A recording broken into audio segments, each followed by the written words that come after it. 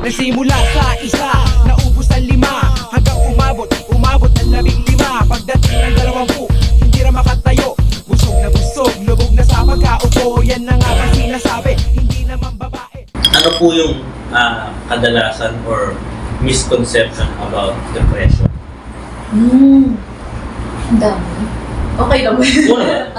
Siguro pinaka-common na misconception is sa ulo mo lang yan, hindi siya totoong illness or sakit. Sa mga work sectors naman na naapektuhan sila nung, halimbawa, meron silang employee na may mental health condition, parang isa na excuse, parang it's an excuse for the poor behaviors or what else. Yung mahina yung character, kalooban, or sa mga kung spiritual circles naman, may unconfessed ng kasalanan, kulang yung pananampalataya mo, na-possess ka ng, na-possess ka, na-oppress ka, na-suppress ka, lahat na ng gano'n. Lahat ng press. Tapos, ang iba, parang, sige, may acknowledgement na, sige, mayroon kang depression o mental health condition ka, pero huwag ka magagamot. Masama yun, may mga gano'n din. Yung iba, parang sinasabi na certain people lang yung matatamaan, gano'n, or kids, pag kids kahit or young ka, hindi ka pwede magkaroon ng depression or mental health condition.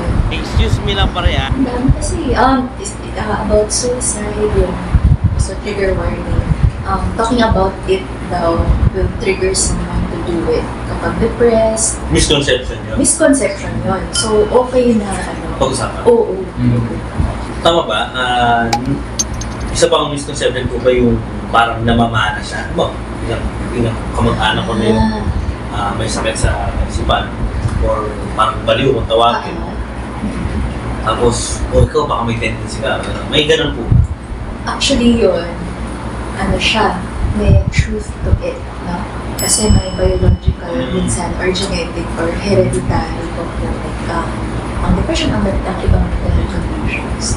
So, maaari. Pero hindi matik na, anak ka, ikaw na rin. So, parang may chance. Pero meron. Tapos, yung depression is parang somehow inborn, gano'n? Or nade-develop yung depression? I-shock mo. Yes. Maraming factors yan. Minsan yung iba parang mga early childhood experience nila, parang sinasabi, tumatak siya in a way na naiba yung formation ng brain, kaya mas prone ka mag-develop sa gano'n. May iba naman, onset siya sa adulthood. So, iba-iba siya. Pwede siyang onset sa katandaan na or even young pagkalang. Pwede siya. Tol. Pero, parang may predisposition. Ano po ba yung mga factors para maging parang contributing factors para maging depression sa tao? Yun, siguro isipin natin parang tao, marami tayong components. So, may katawan tayo, may pag-iisip, may emotions, may spirit, ganyan. So, ika-categorize ka na lang siya like biological or physical, psychological factors, social, at saka spiritual.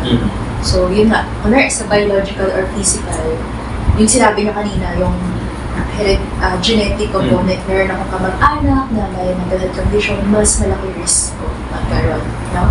Hindi naman 100%, pero yes, may increased risk. Other conditions like hypothyroidism, yung heart attack or post-stroke, mas higher risk po sila magkaroon ng depression. Lupus, yan marami side conditions na minsan, kaya may interplay talaga yung body. Kapag nag-drugs ka, excuse me lang pare ah. Oo. Tama na guys. Yun. So, medical conditions, drugs, minsan na medications. Some medications can predispose like birth control pills. Meron din yun? Meron. Anti-acne medications. So, yun sa biological. Psychological, yun nga, trauma, early childhood experience, negative view mo sa sarili, sa mundo, sa iba, loss of, kahit harap, tao, ganyan.